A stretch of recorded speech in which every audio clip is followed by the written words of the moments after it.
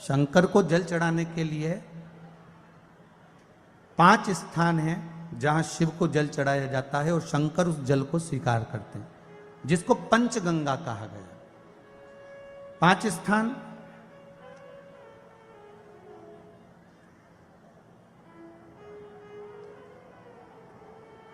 अच्छे से समझ लीजिएगा, जब भी शिव मंदिर में जाएं तो ये 5 स्थान शिव को जल चढ़ाने के लिए ये रखा है। शिवलिंग,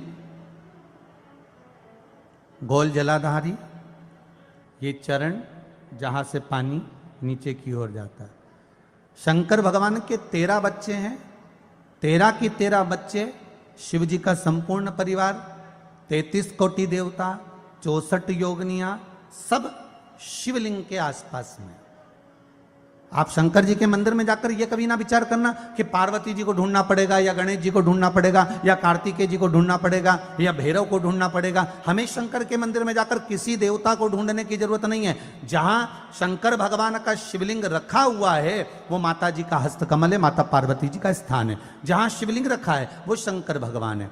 जहां जलाधारी है उस जलाधारी के पास में जहां पानी बहता है बीच में अशोक सुंदरी का स्थान है। जहां से पानी बह रहा है उसका राइट भाग वहां गणेश जी का स्थान है, लेफ्ट भाग कार्तिकेय जी का स्थान है। शंकर भगवान के ऊपर जो जल गिर रहा है वो शंकर भगवान की 5 लड़कियां, जया, विषहरा, शामलीबारी, दौतली, देव, ये शंकर जी की 5 बेटियां ऊपर हैं। जहां से पानी बहकर उस निकासी से, जहां नाली बनी रहती है, पानी जहां से निकलकर बाहर मंदिर के जा रहा है वो 33 कोटि देवताओं का स्थान है। इसलिए सारे मंदिरों की परिक्रमा हो सकती है पर शंकर जी के मंदिर की परिक्रमा नहीं करते, क्योंकि वो जल जो जा रहा है वो 33 कोटि देवताओं का स्थान है, उसको हम लांघ नहीं सकते।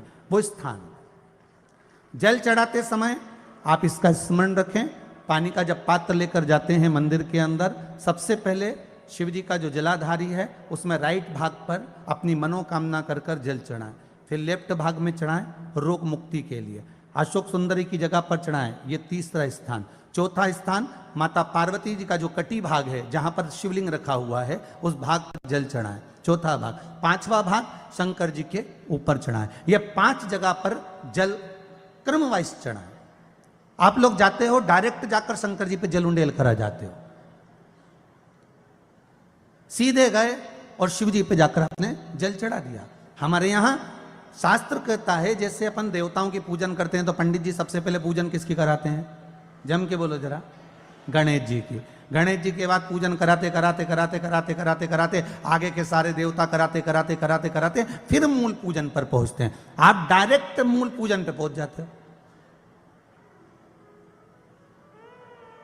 और सरल भाषा में समझ लो, जितनी सरल भाषा में समझोगे ना उतना अपने जीवन में उतर जाएगा।